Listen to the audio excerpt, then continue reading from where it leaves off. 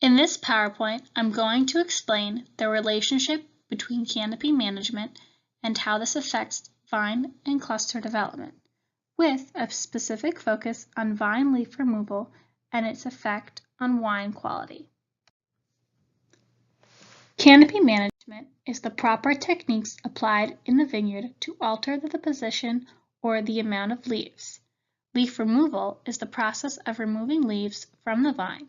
It is also referred to as basal leaf removal or cluster zone leaf removal. A canopy is the leaf and shoot systems within a vine and the amount of shoots within a single vine volume. A dense canopy is when there is more leaf area within the volume bounded by the surface. This is a photo of Cayuga white vines at Cornell Orchards. It is typical for New York wines, especially in the Finger Lakes region, to be highly vigorous. This is probably because of New York's extremely fertile soils, high organic matter, high rainfall, and high water holding capacity, making New York vines very susceptible to highly vigorous canopies. The result of high vigor vines is an increased canopy shade and vegetal growth, inhibiting proper growth and development of varieties, which, as you all may know, is the most important component of winemaking.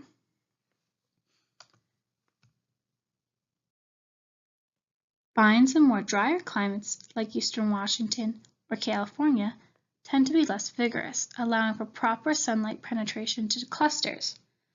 You can see here in this photo a picture of vines located in Eastern Washington. The less dense canopy allows for adequate sunlight exposure to berries, making it an ideal place to grow high-quality fruit. Pruning, shoot control, training systems, and canopy defoliation are all management techniques that control vigorous vines. Defoliation allows for adequate cluster exposure, fruit penetration. It improves photosynthetic efficiency, allows for better airflow, and spade penetration, decreasing diseases like botrytis, bunch rot, and powdery mildew. While in shaded fruit, you see an increase in pH, potassium, and disease. You also see a reduction in sugar, tartaric acid, phenols, and anthocyanin levels. When it comes to overall wine quality, shaded fruit varies in composition, meaning that clusters and even berries vary on different locations within the canopy. If you're a winemaker making a higher-end wines, homogeneous fruit composition is more desirable. Leaf defoliation is also more selective, allowing for the removal of only specific types of leaves at different parts of the canopy. Leaf removal can be done at pre-bloom, pre-set, or even post-bloom. These can be done by hand or with machinery. There are two types of machinery: a Pellenc soft touch leaf remover and a Clemens air pulse leaf remover. In this photo here, showing a soft touch leaf remover, the suction roller and the feed roller work simultaneously in opposite directions, grabbing the leaves while a roller cleansing brush at the rear cleans the two rollers and ejects the leaves on the ground. These are available in half row and full row. For an air pulse leaf remover, the vine leaves are drawn between the rubber roller and a perforated drum by a suction fan, removed from the vine and ejected from the machine. This is also available in half row and full row. The Clemens air pulse leaf remover tend to be cheaper, as this is a smaller piece of machinery and just an attachment that can be put on a tractor. It is also important to keep in mind that vine defoliation can be done in several different ways.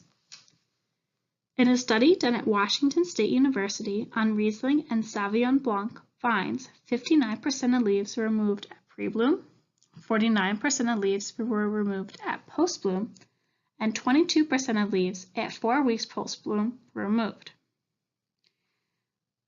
The results showed that leaf removal increased seed and skin phenolics, tannins, and while leaves removed at pre-bloom increased floral aromas in wines, and post-bloom leaf removal reduced grassy and herbaceous aromas.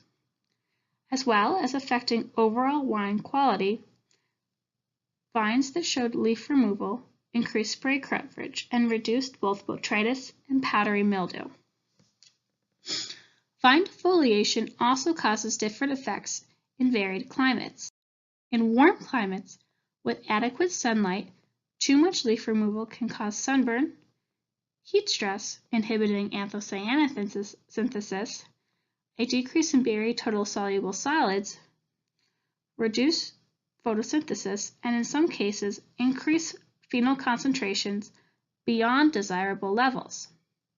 While if done properly, in cooler climates, vine defoliation can increase exposure to sunlight, allowing for better color development in skins, faster sugar development, reducing total acidity, increased phenols, and anthocyanins. In conclusion, proper vine leaf removal can give berries an adequate amount of sunlight, improving grape quality, while also increasing canopy airflow and allowing for better spray coverage. The increase in berry development, flavonoids, and improves overall wine quality.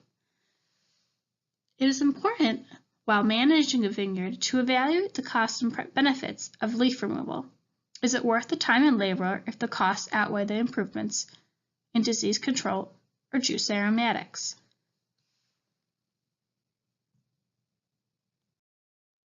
These are the sources I used for my paper.